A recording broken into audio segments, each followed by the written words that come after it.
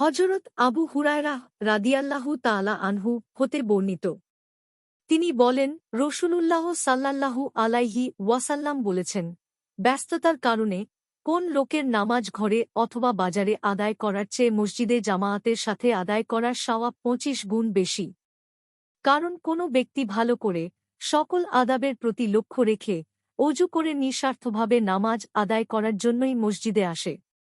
তার প্রতি কদমের বিনিময়ে একটি সওয়াবে তার মর্যাদা বেড়ে যায়, আর একটি গুনাহ কমে যায়। এভাবে মসজিদে পৌঁছা পর্যন্ত চলতে থাকে।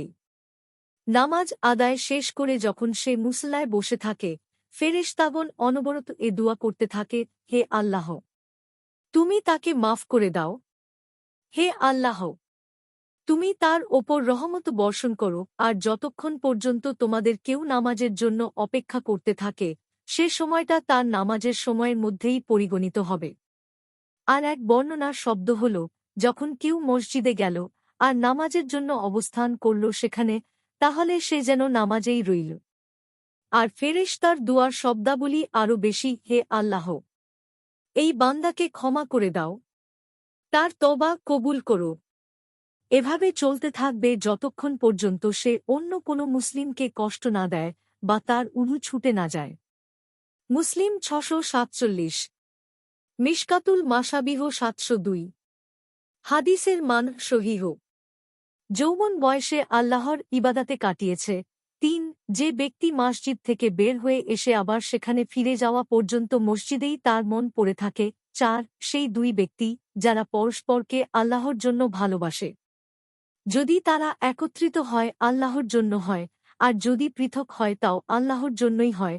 ৫ সে ব্যক্তি যে একাকী অবস্থায় আল্লাহকে স্মরণ করে আল্লাহর ভয়ে তার চোখ দিয়ে অশ্রু ঝরে। ৬ সে ব্যক্তি যাকে কোনো উচ্চ বংশীয় সুন্দরী যুবতী কুকাজ করার জন্য আহ্বান জানায়, এর উত্তরে সে বলে, আমি আল্লাহকে ভয় করি। ৭ সেই ব্যক্তি যে আল্লাহর পথে গোপনে দান করে, যার বাম হাতও বলতে পারে না যে তার ডান হাত কি খরচ করেছে।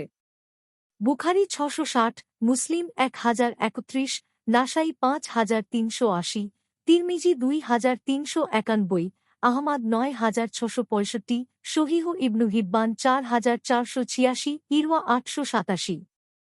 মিশকাতুল মাসাবিহ ৭০১। হাদিসের মান সহিহ।